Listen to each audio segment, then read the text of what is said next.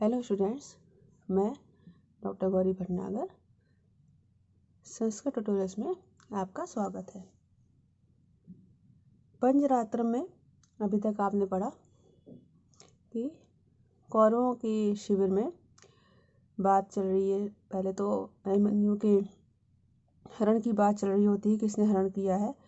उसके बाद भीष्म पितामह और द्रोणाचार्य कहते हैं कि इतना जो कोई पराक्रम दिखाया गया है ये पांडवों के ही वश की बात है। तो शकुनी गुस्सा हो जाता है, नाराज हो जाता है और वो कहता है कि आप तो किसी भी वीर योद्धा को पांडव ही समझते हो। इस तरह से बातचीत चलती है। फिर भीष्म कहते हैं कि कोई बात नहीं, जो बाण जो योद्धाओं को लगे हैं उससे पता चल जाएगा कि वो बाण किसके धनुष के चले हुए हैं, क्योंकि हर बाण के पिछले भाग पर उस योद्धा का नाम लिखा होता है जिसके वो बाण होते हैं। इस तरह से फिर एक बाण सारथी उठा के लाता है जो भीष्म पितामह के ध्वजा के दंड में लगा होता है, तो उसमें अर्जुन का नाम होता है। तो वो कहते हैं तो अर्जुन का ही बाण है। इसका शकुनी गुस्से से वो बाण फेंक देता है। तो द्रोणाचार्य जो है कहते हैं कि वाह, वो बाण उनके पैरों पे गिरता है। द्रोणाचार्य कहते हैं अरे वाह, अर्जुन ने इतनी दूर रहकर भी मुझे इस तरह से अभिनंदन किया है, वादन किया है मेरा। आगे देखें, शकुनी कहता है माँ तावत भो, ऐसा नहीं है। शर प्रत्यय इदानीम श्रद्धातव्यम। अब श्रद्धा प्रत्यय बाण के बहाने से, बाण की वजह से ही इस प्रकार श्रद्धा में विश्वास करना चाहिए। योधा स्याद अर्जुनो नाम ते नायम च उज्झित शिरा लिखितम च उत्तरेणपि प्रकाशम उपनीयताम। अब शकुनी कहता है अर्जुन नाम योद्धा स्याद, अर्जुन नाम का कोई योद्धा होगा, ते नयम शरा उज्झिता, उसके द्वारा यह बाण छोड़ा गया है। अपिचा उत्तरेण लिखितम प्रकाशम उपनीयताम, और भी उत्तर के द्वारा लिखित प्रमाण प्रस्तुत करें। शकुनी कहता है कि अर्जुन का नाम होने से यह कैसे साबित होता है कि ये बाण अर्जुन पांडव का ही है। अर्जुन नाम का कोई और योद्धा भी हो सकता है। तो अगर पांडव अर्जुन को ही इस बाण चलाने वाला कहा जा रहा है तो इसके लिए उत्तर द्वारा लिखित प्रमाण सबके सामने प्रस्तुत किया जाना चाहिए कि उत्तर जो है वो अर्जुन के साथ वहां पर पहुंचा था। कहते हैं अर्जुन नाम योद्धा स्यात्, अर्जुन नाम का कोई योद्धा होगा, ते नयम शरा उचिता, जिसके द्वारा यह बाण छोड़ा गया है। अपिचा उत्तरेण लिखितम प्रकाशम उपनीयताम, उत्तर के द्वारा लिखित रूप में प्रमाण प्रस्तुत कीजिए। दुर्योधन कहता है तेषाम राज्य प्रदानार्थम अनर्थम कथ्यते यदि राज्यस्यार्धम प्रदास्यामि यावत् दृष्टि युधिष्ठिरे। अब दुर्योधन भी इसी बात को आगे बढ़ाता है, कहता है यदि तेषाम राज्य प्रदानार्थम अनर्थम कथ्यते, यदि तेषाम उनके राज्य प्रदानार्थम राज्य देने के लिए अनर्थम कथ्यते झूठ कहा जाता है, किसके द्वारा? उत्तर के द्वारा। मतलब वो पहले शकुनी कहता है ना उत्तर के द्वारा प्रमाण प्रस्तुत कीजिए, तो दुर्योधन उसी बात को आगे बढ़ाता है, कहता है कि अगर उन पांडवों को राज्य देने के लिए कि उनको राज्य मिल जाए, इसलिए उत्तर जो है वो अनर्थम कथ्यते झूठ कहता है, जिसके द्वारा झूठ बोला जाता है। तो तदा तब युधिष्ठिरे दृष्टे, युधिष्ठिर के देखे जाने पर, यावत राज्यार्सम प्रदास्यामि, देखे जाने पर ही राज्य का आधा भाग प्रदास्यामि दूंगा। मतलब वो कहता है कि अगर उत्तर ये भी कह दे कि पांडव अर्जुन ने ये बाण चलाया है, हो सकता है वो झूठ बोले कि उनको राज्य मिल जाए इसलिए, तो जब तक मैं युधिष्ठिर को साक्षात नहीं देख लेता तब तक मैं पांडवों को राज्य नहीं दूंगा।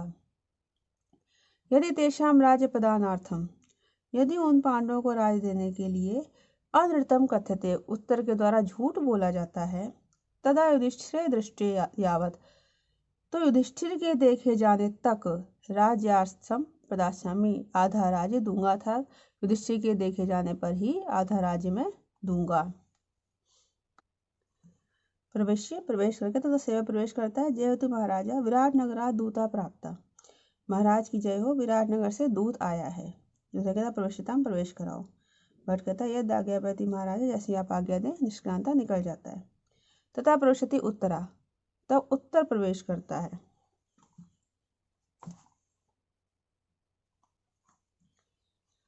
उत्तर कहता है, उत्तर प्रवेश करता है और बोल रहा है, अध्वानम अल्पमति मुक्त जवै तुरंगे आगच्छता पथि रथिन विलंबितम में कौन्तेय बाण निहतैर दुर्दे समन्तात् दुखेन यान्ति तुरगा विस्मा ही भूमि।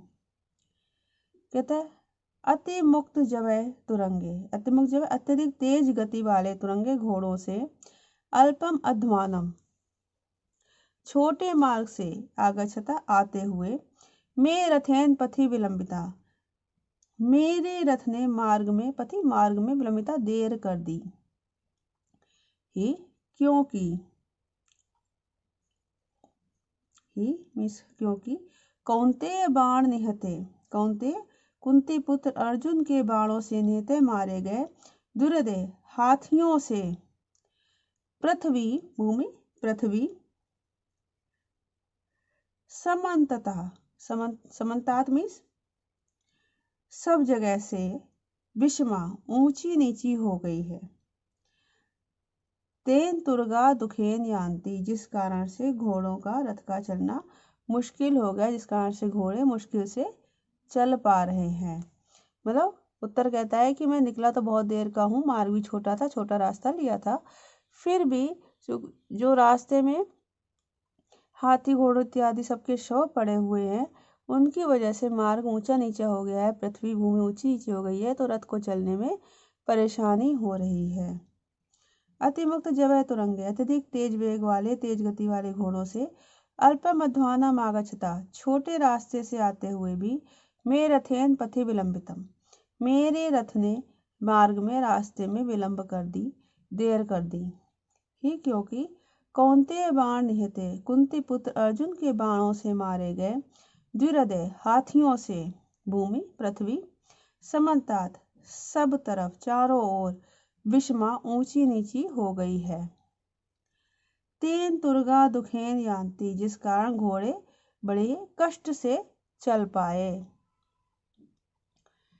प्रविश्य का मतलब उत्तर कहने मतलब ये है कि अर्जुन ने इतने घोड़े हाथी इत्यादि मारे हैं कि मार्ग सारा भूमि जो है उनसे पटी पड़ी है, इसलिए रथ को चलने में मुश्किल हो रही है। प्रविश्य कृतंजलि प्रवेश करके हाथ जोड़कर भो भो आचार्य पितामह पुरोगम सब राजा विवाद है। कहते आचार्य द्रोण पितामह भीष्म आदि पुरोगम प्रमुख जनों के साथ सब राजा विवाद, सभी राजाओं का मैं विवादन करता हूँ। सब कहते हैं आयुष्मान भव, आयुष्मान हो। द्रोण किम आह तत्र भगवान विराटेश्वर, आदरणीय विराट नरेश किम आह क्या कहते हैं।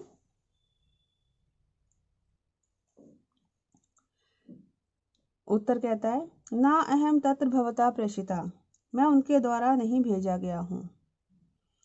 अथ केन त्वम प्रेषिता तो किसने तुम्हें भेजा है। तत्र भवता युधिष्ठिरेण आदरणीय युधिष्ठिर के। किम आह धर्मराजा धर्मराज क्या कहते हैं। उत्तर कहता है श्रूयताम सुने। उत्तरा में स्नुषा लब्धा प्रतीक्षे राजमंडलम तत्रैव किम इह वास्तु विवाह क्वा प्रवर्तता। कहते मैं स्नुषा उत्तरा लब्धा मेरी पुत्रवधु उत्तरा लब्धा प्राप्त हुई है। राजमंडलम प्रतीक्षे सभी राज समूह की प्रतीक्षा कर रहा हूँ। किम तत्रैव विवाह अस्तु क्या वहीं पर विवाह होवे। वा इहैव अथवा यहाँ पर। क्वा प्रवर्तत विवाह कहाँ पर होए। मतलब वो पूछते हैं, युधिष्ठिर ने पूछवाया है कि पुत्रवधु के रूप में उत्तरा मुझे प्राप्त हुई है, तो विवाह विराट नरेश के राज्य में ही किया जाएगा अथवा हस्तिनापुर आके किया जाएगा, कहाँ पर हो। मैं स्नुषा उत्तरा लब्धा मेरी पुत्रवधु उत्तरा प्राप्त हुई है। राजमंडलम प्रतीक्षा सभी राज समूह की प्रतीक्षा है। तत्रैव विवाह अस्तु किम तत्रैव विवाह अस्तु क्या वहीं पर विवाह होवे। वह इवैव अथवा यहाँ पर। क्वा प्रवर्तता विवाह कहाँ पर किया जाए, कहाँ पर संपन्न होवे। शकुनी तब बीच में बोल पड़ता है तत्रैव वहीं वहीं। शकुनी तो चाहता नहीं कि हस्तिनापुर वापस आए पांडव, तो कहता वहीं हो जाए। द्रोणाचार्य कहते हैं इत्यर्थम वयम आनीता पंचरात्र अपि वर्तते धर्मेण आवरिता भिक्षा धर्मेण प्रदीयताम। अब द्रोणाचार्य जो है वो पुरानी बात पर आते हैं जो दुर्योधन ने प्रतिज्ञा की थी 5 रात में पांडव पता लगाने वाली। तो द्रोणाचार्य कहते हैं इति अर्थम वयम आनीता, इसलिए इसी वजह से अर्थम इसी कारण से वयम आनीता हम यहाँ पहुंचे हैं, लाए गए अर्थात पहुंचे हैं। पंचरात्र अभी प्रवर्तते, 5 रात अभी भी विद्यमान है अर्थात 5 रातें पूरी नहीं हुई हैं। धर्मेण आवाजिता भिक्षा, धर्म के द्वारा स्वीकृत की हुई भिक्षा या दक्षिणा धर्मेण प्रदीयताम, धर्म के द्वारा ही दी जाए। पुनः द्रोणाचार्य कहते हैं कि तुमने धर्म का आधार बनाकर हाथ में जल लेकर जो दक्षिणा देने की प्रतिज्ञा की थी उसको अब धर्म के द्वारा ही पूर्ण किया जाए, अर्थात जो तुमने बात की थी उसको तुम अब पूर्ण करो। कहते इति अर्थमयम आयता, हम इसी कारण यहाँ पर आए हैं, पहुंचे हैं।